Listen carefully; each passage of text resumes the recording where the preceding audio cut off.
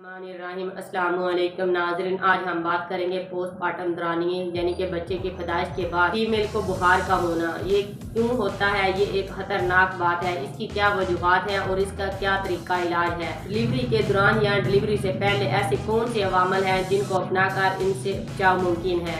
प्रोपीरियम के दौरान औरत को 24 घंटों में अगर 2 मरतबा 100 डिग्री फ़ारेनहाइट तक बुखार होता है, चाहे इस बुखार की कोई भी वजूहात हो, ये प्योर पर्ल पैरेक्सिया कहलाता है।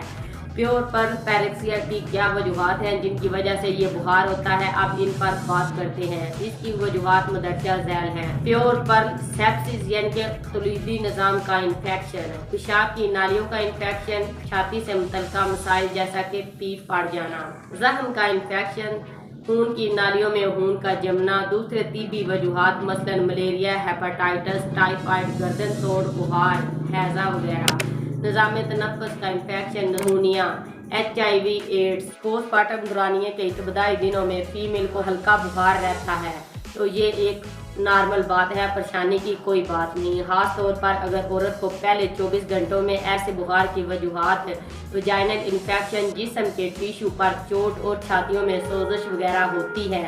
24 घंटों में होने वाले बुखार को आमतौर पर इन्फेक्शन की अलामत नहीं समझा जाता, लेकिन अगर 24 घंटों में फीमेल को 100 डिग्री फ़ारेनहाइट या इससे बुखार अगर ज़्यादा हो जाता है तो ये एक खतरनाक इन्फेक्शन की इलामत है। इन्फेक्शन से बचाव के लिए ऐसा क्या किया जाए जिसके लिए इसको रोका जा सके?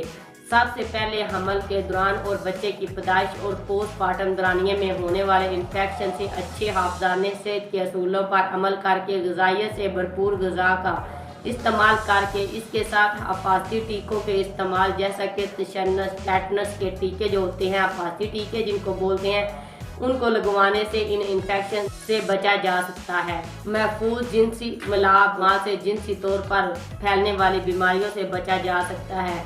इन सब को अपना कर हमल और पोस्टनेटल दौरानिए में इन्फेक्शन के खतरे को कम किया जा सकता है। पैदाइश के दौरान इस बात की तस्दीक करें कि अमला ने अच्छे तरीके से अपने हाथ वाश किए हैं। कोई भी तबी कार्रवाई या मुआयना करने के लिए दस्तानों का इस्तेमाल खास तौर पर वजाइना के मुआयने के लिए इन्फेक्शन से बचाव के लिए बेहतरीन तरीकों में से एक तरीका है।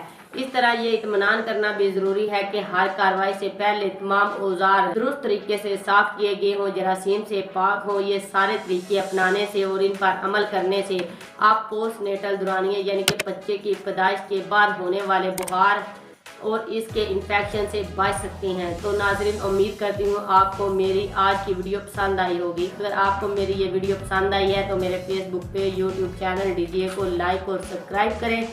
मज़ीद अपने सब दोस्तों के साथ शेयर करें ताकि हेल्थ के मुतालिक सबको इन्फॉर्मेशन मिलती रहे। शुक्रिया।